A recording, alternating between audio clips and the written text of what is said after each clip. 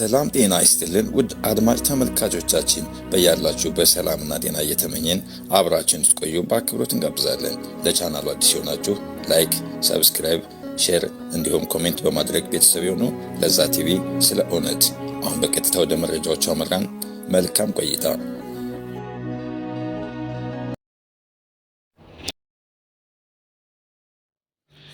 በወሎ ራያ ጥሙጋ የሃይማኖት መምህሩና ተማሪዎቹ በመንግስት ወታደሮች ተገደሉ ተባለ።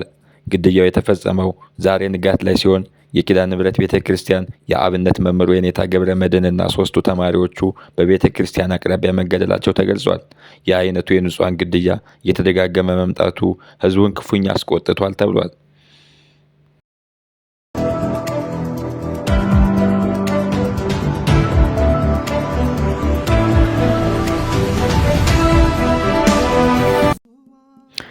ሱዳን የተባበሩት አረብ ኤሚሬትን በዓለም አቀፍ ፍርድ ቤት ከሰሰች። የተባበሩት አረብ ኤሚሬት የተከሰሰችው የሱዳን ፈጥኖ ደራሽ ኃይልን በገንዘብና በመሳሪያ በመደገፏ ነው ተብሏል።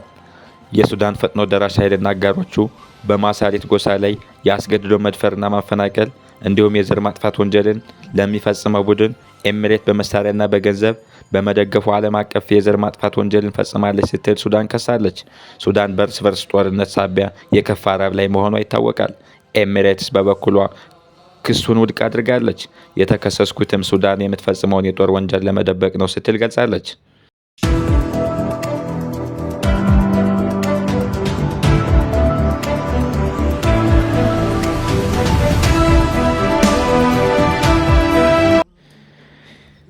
የተባበሩት መንግስታት ድርጅት ኦቻ በኢትዮጵያ 10 ሚሊዮን ዜጎች ከፍተኛ የህልውና አደጋ ተደቅኖባቸዋል አለ። የተባበሩት መንግስታት ድርጅት ኦቻ አስቸኳይ የምግብ እርዳታና የመድኃኒት አቅርቦት ካልተደረገልኝ ዜጎች አደጋ ላይ ይወድቃሉ ሲል ገልጿል። 5.3 ሚሊዮን ዜጎች አስቸኳይ የምግብ እርዳታ እንደሚፈልጉና ለ4.7 ሚሊዮን ዜጎች ደግሞ አስቸኳይ የመድኃኒት አቅርቦት ያስፈልገኛል ሲል ገልጿል። ድርጅቱ $2 ቢሊዮን እንደሚያስፈልገውም ገልጿል። ድርጅቱ ሪፖርቱን ባቀረበበት ወቅት እንደ ምክንያት ካነሳቸው በሰላም እጦት፣ በጎርፍና በድርቅ እንዲሁም በመሬት መንቀጥቀጥና በተደጋጋሚ በሽታዎች መከሰት ዜጎች ለችግር መጋለጣቸውን ነው። ኦቻ በሪፖርቱም ጉዳዩ ትኩረት እንደሚያስፈልገውና ተጨማሪ የበጀት ድጋፍ ከዓለም አቀፍ ተቋማት እንደሚያስፈልገውም በአጽንኦት ጠይቋል።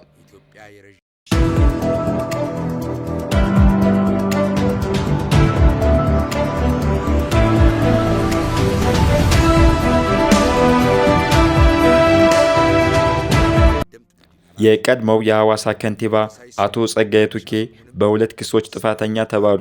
አቶ ጸጋዬ ቱኬ የመንግስት የመኖሪያ ቤት ተሰጥቷቸው ሳለ 260 ሺህ ብር ለኪራይ መቀበላቸው አንደኛው ጥፋተኛ ያስባላቸው ጉዳይ ነው።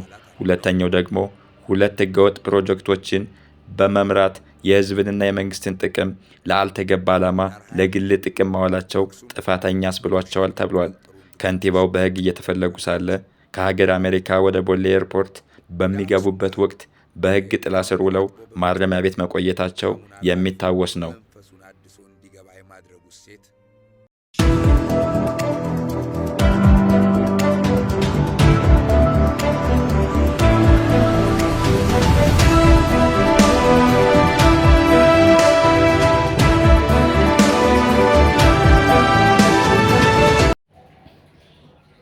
በትግራይ ክልል ያለው ውጥረት ተባብሶ ቀጥሏል ተባለ። በሰማዕታት አዳራሽ ከሮብ ዕለት ጀምሮ በዶክተር ደብረጽዮን ገብረ ሚካኤል የሚመራው ህወሓት ስብሰባው እንደቀጠለ ነው። በስብሰባው ላይ ንግግር እያደረጉ በነበሩት በጀነራል ዮሐንስ ገብረ ጊዮርጊስ ወይም ጆን መዲድ ላይ ተቃውሞ ተነስቷል። ጀነራሉ በአዳራሹ ውስጥ በነበሩት ተሳታፊዎችም ከአዳራሹ ውጭ ባሉት ወጣቶችም ጭምር ከፍተኛ ተቃውሞ ደርሶባቸዋል ተባለ። ግራ የተጋቡት ጀነራል እንደማመጥ ብለው ሊያግባቡ ቢሞክሩም ስብሰባው መረበሹን አላስቆሙትም።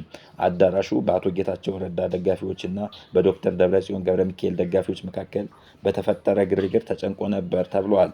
ከጊዜ ወደ ጊዜ እየከረረ የመጣ የሁለቱ ቡድኖች ውጥረት ለህዝቡ ከፍተኛ ስጋትን ደቅኗል።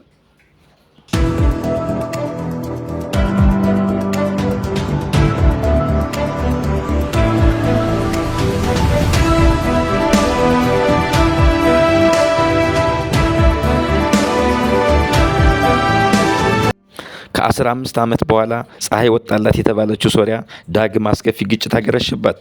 ከ3 ወራት በፊት የበሽር አልአሳድን መንግስት ያስወገደችው ሶሪያ አህመድ አልሻራን አዲሱ የሶሪያ መንግስት አድርጋ መሾሟ ይታወሳል። የሰላም አየር መተንፈስ የጀመረችው ሶሪያ አሁንም ፈተና ገጥሟታል።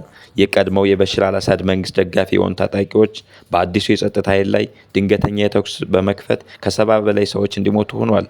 በላታኪያ ግዛት ጃብሊ ከተማ አቅራቢያ የተፈጠረው ግጭት ዜጎቹን ለዳግም ስጋት ዳርጓቸዋል። ክስተቱ የተፈጠረው የቀድሞው የበሽር አልአሳድ ቀኝ እጅ የነበረውን ሜጀር ጀነራል ሶሃይል አላስን በቅጽል ስሙ ነብሮ ለመያዝ የጸጥታ ኃይሎቹ በሄዱበት ሰዓት ነበር ተብሏል። በዚህ የተበሳጩት የበሽር ደጋፊዎች የባህር ጠባቂ ሬጅመንት የሚል ስያሜ ሰጥተው ዳግም ለመፋለም መዘጋጀታቸው ጦርነቱን ቀጣይ እንዳያደርገው ተዘግቷል። የደቡባዊ የሶሪያ ክፍል የአላዊት ማህበረሰብ ለአህመድ አልሻራን ፈተና ሆኗል። ግጭቱን ለማርገብ የአህመድ አልሻራ መንግስት በታርኪስና በላታኪያ ግዛት የሰዓት እላፊ መጣሉም ታውቋል።